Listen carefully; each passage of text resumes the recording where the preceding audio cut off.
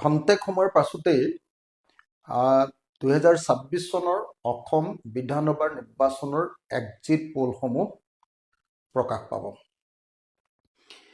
Exit পোলসমূহে যি কথাই নকওক লাগিলে, মই ৰাইজৰ দল আৰু বিৰোধী ঐক্য মঞ্চৰ প্ৰাৰ্থীসকলৰ আৰু বিৰোধী ঐক্য মঞ্চৰ সকলো দলৰ কৰ্মীসকলক ধৈৰ্য ধৰি ষ্ট্ৰং ৰুম সুৰক্ষিত কৰি ৰাখিবৰ কাৰণে আহ্বান জনাইছোঁ।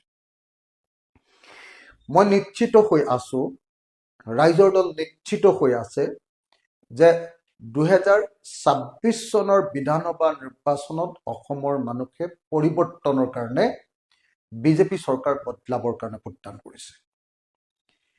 এইবাৰ বিৰোধী ঐক্য মঞ্চই চৰকাৰ গঠন কৰিব।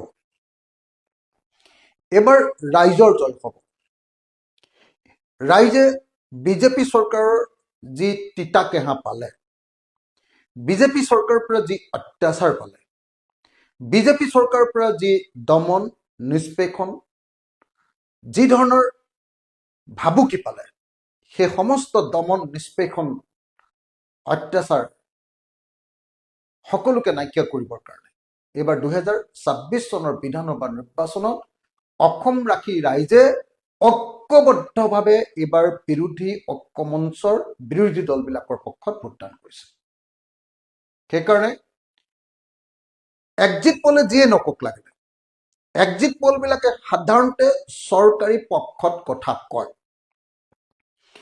এক্সিট পোলবিলাকৰ গোটেই চিষ্টেমটোতে সেই সমস্যাটো থাকি যায়। কাৰণ তেওঁলোকে এক্সিট পোল মানে তেওঁলোকে অসমৰ যিমান মানুহে ভোট দিছে তেওঁলোকৰ পৰা মতামত নলয়।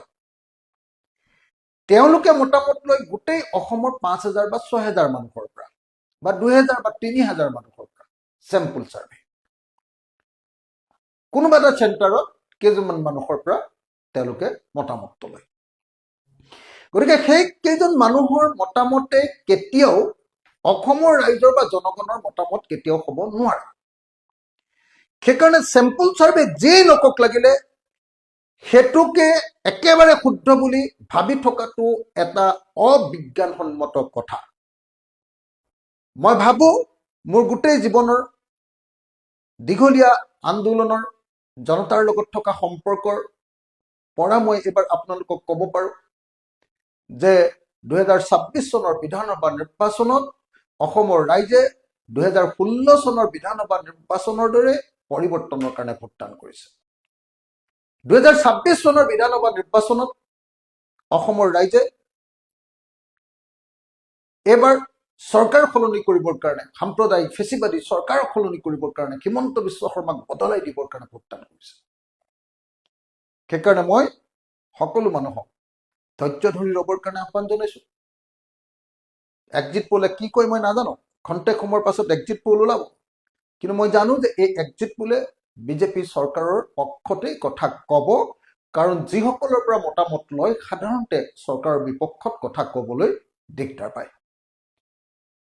সেইকাৰণে এই মুহূৰ্তত এক্সিট পোলৰ ৰিজাল্ট দেখি কোনো বিৰোধী পক্ষৰ মানুহে, সেয়া ৰাইজৰ দলে হওক, সেয়া কংগ্ৰেছেই হওক, সেয়া জাতীয় পৰিষদেই হওক, সেয়া APHLCয়ে হওক, সেয়া বামপন্থী দলবিলাকেই হওক, কোনেও যাতে কেতিয়াও বিতত নহয়, ভয় নাখায়, ধৈৰ্যচ্যুতি নঘটায়, তাৰ কাৰণে মই আহ্বান জনাইছো।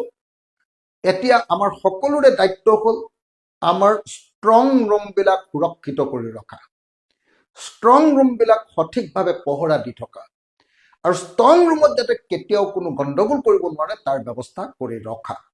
মই এক্সিট পোল প্ৰকাশৰ আগে আগে সমগ্ৰ অসমবাসী ৰাইজক, বিশেষকৈ পৰিৱৰ্তনকামী ৰাইজক সকলোকে নিজৰ নিজৰ সমষ্টিৰ ষ্ট্ৰং ৰুমসমূহ সুৰক্ষিত কৰি পহৰা দি থাকিবৰ কাৰণে আহ্বান জনাইছো। আৰু মই নিশ্চয়তা প্ৰদান কৰিছো যে এইবাৰ ৰাইজৰ জয় হ'ব, বিজেপি চৰকাৰ পৰাভূত হ'ব, চৰকাৰ পৰিৱৰ্তন হ'ব আৰু বিৰোধী ঐক্য মঞ্চৰ চৰকাৰ হ'ব, আৰু আমি পৰিৱৰ্তনৰ সোৱাদ অসমৰ ৰাইজক দিব পাৰিম। ধন্যবাদ। জয় অসম।